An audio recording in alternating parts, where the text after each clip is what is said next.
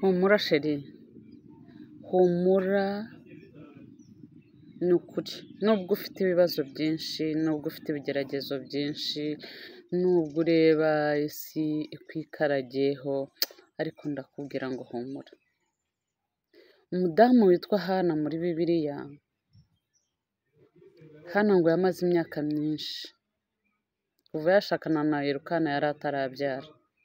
Yari afite mukeba we witwaga Penina, yari amaze kubyara inshuro 7. Urumva ko atari amaze imyaka 2 mu rugo, yari amaze imyaka myinshi mu rugo, ariko Hana yari atarabyara. Umubabaro yari afite wari uremereye ku rwego rurenze, ariko buri mwaka Hana yajyaga Shilo. Umwaka wa mbere Hana ajya Shilo, uwa kabiri ajya Shilo, Penina abyaye umwana wa mbere bajyana Shilo, babyaye uwa kabiri bajyana Shilo, babyaye uwa gatatu bajyana Shilo. Nawe ibibazo byawe bishobora kuba birenze 1, 2, 3, 4, 5. Ushobora kuba ubana na Penina w'inzara, ushobora kuba ubana na Penina wo kwambara ubusa, ushobora kuba ubana na Penina wo kutabyara, ushobora kuba ubana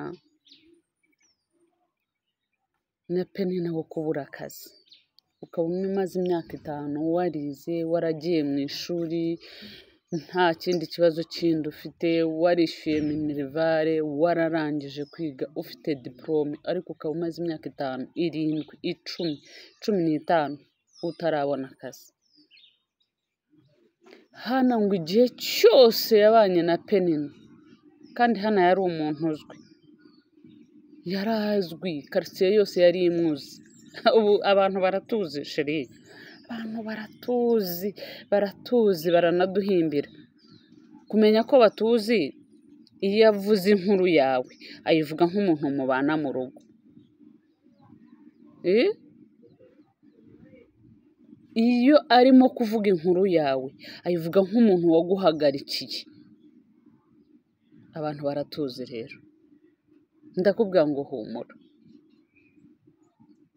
Humura, igihe cyose Hana yajyaga Shilo akajyana na Penina. Penina yari abizi neza, niyo yajyaga kubwira abantu yarababwiraga ati mwebwe muravuga Hana sarabyara, ega ngewe Hana yantanze muri ruriya rugo. Rega abantu baratuzi, abantu baratuzi, abantu baradusobanukiwe, abantu baratuzi neza. Burya Elukana yageze aho abwira Hana, aramubwira ati ariko se Hana, ntabwo nkurutira abahungu n'abakobwa? Nawe hari umuntu uzahura nawe akakubwira ati ariko igihe wahereye udepoza ushobora kuruha, igihe wahereye abantu barakuzi dari, abantu barakuzi.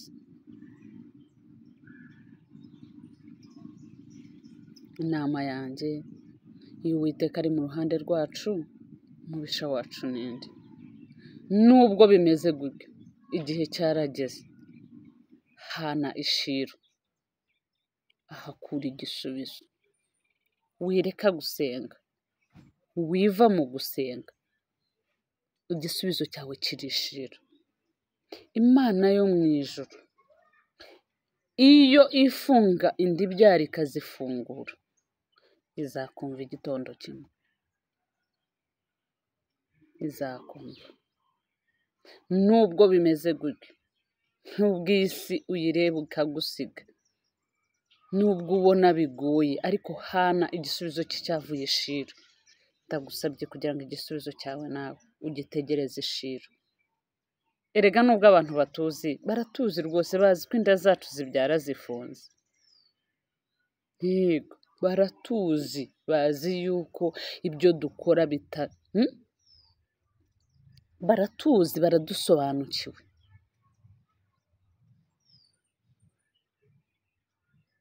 Baratuzi sheri, barakuzi, bene wanyu barakuzi, abaturanyi bawe barakuzi,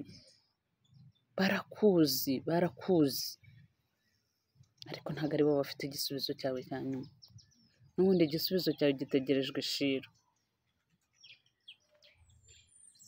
ni ukuri komeza ugishiro, komeza usenge, komeza usaba Imana iguha imbaraga zo gukomeza ku gishiro, ntucike intege, ntureke gusenga,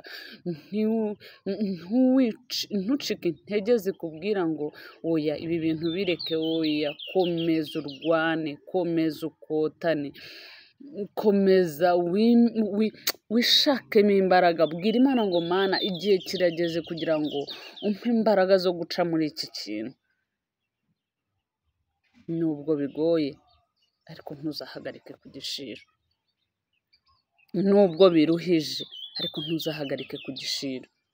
Umwaka ntushira jya ugishiro, wireka ku gishiro. Shiro niho ibibazo byose birangirira, shiro niho dusengera tugatahana umunezero n'iyo tutajyanye igisubizo, kuko hano uwo munsi ntabwo ari bwo yabonye umwana, ariko ngo yavuye ishiro ngo akeye ku maso, bivuze ngo uko dukomeza ku gishiro tuzakuraho igisubizo cyo guca ku maso. Imana iguhe umugisha, komeza ugishiro, komeza wisunga Imana, komeza uhangane, komeza urwane, komeza usenge, komeza wiyirize ubusa, komeza wikomeze ku Uwiteka, komeza usabe Mwuka Wera gukomeze muri uru rugendo rwa buri munsi, komeza umubwire uti nubwo ndushye ariko igihe kizagera nduhuke, komeza umubwire ngo nubwo umutima wanjye uremereye ariko hari igitondo kimwe nzasanga hari icyo wakoreye ubugingo bwanjye. Imana ibahe umugisha, ndabakunda mwese, amen.